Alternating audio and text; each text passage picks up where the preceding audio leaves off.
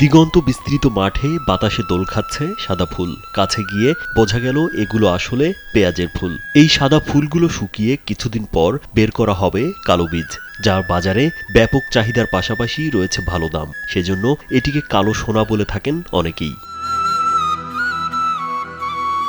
কুষ্টিয়ার কুমারখালী উপজেলার জগন্নাথপুর ইউনিয়নের হোগলা গ্রামে ৩টি প্লটে প্রায় ১৯ বিঘা জমিতে কালো সোনা খ্যাত এই পেঁয়াজ বীজ চাষ করেছেন ওই গ্রামের কৃষক আবু তালেব। তিনি হোগলা গ্রামের মৃত হাজী গফুর শেখের ছেলে। তিনি চাকরি ছেড়ে পেঁয়াজ বীজ চাষ শুরু করেছেন।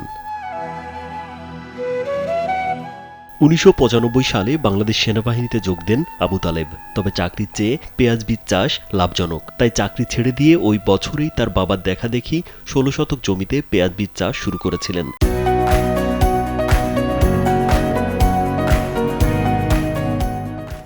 সেখান থেকে অল্প অল্প করে চাষ শেখা তার। এরপর সময়ের সাথে পাল্লা দিয়ে ১ বিঘা ২ বিঘা করে বাড়তে থাকে তার পেঁয়াজ বীজ চাষ।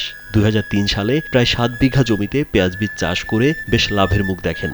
এরপর আর পেছনে ফিরে তাকাতে হয়নি। চাকরিতে আসলে আমার মনের কাছে খুব একটা অ্যাডজাস্ট হয়নি। আমি তখন চাকরিটা ছেড়ে দিই।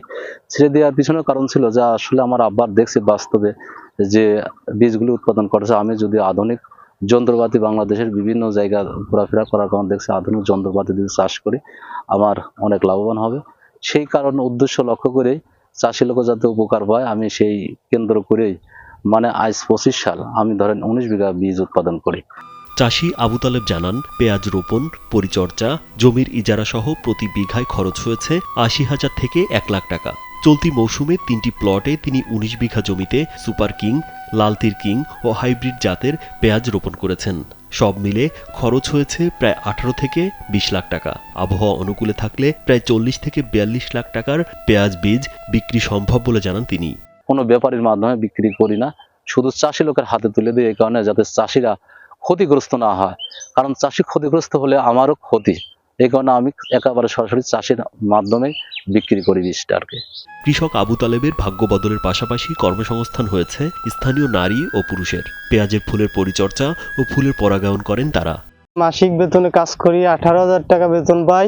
এতে আমার সংসার চলে যায়। আমি এখানে এই কদমের মাঠে মনে করেন ওষুধ দিই, সার বুনি। এখানে ওষুধ দিই, গাছ তুলি, তারপরে এই যে এলি টেলি গেছে এগুলো সোদা করি। ছোটবেলার থেকে এই মামার বাড়ি কাজ টাজ করি, মামার বাপের কালের থেকে করি টরি আমরা। ১০টার থেকে ৪টে ৫টা ফুলের এই হলুদ এটা মারি আমরা প্রতিদিন ২০০ টাকা করে। এই যে ফুলের এই হলুদ মারতেছি। অপরদিকে কালো সোনা চাষে তালেবের সফলতা ছড়িয়ে পড়েছে চারিদিকে। তার দেখাদেখি অন্যান্য চাষিরাও আগ্রহ দেখাচ্ছেন পেঁয়াজের বীজ চাষে। আবু তালেব চাকরি করতে চাকরির দিন ছাড়িয়ে আসি বীজ চাষ করতেছে। এত লাভবান কেউ হতে হয় নাই চাষির ভিতরে। সে ২০-২২ বিঘে ভূমি চাষ করেছে, সে লাভবান হচ্ছে। আমারও ইচ্ছা আছে আগামীতে অনেক জমি চাষ করার জন্য। আর এই ব্যবসা অনেক প্রফিট আমি নিজেও দেখছি। আর আমাদের এলাকার কৃষকেরা আগ্রহী। তো আগ্রহের সাথে সাথে আমার ইচ্ছা যে যদি কৃষি অফিস সরকার পক্ষ থেকে সহযোগিতা করে তাহলে আমরা আরো লাভবান হব।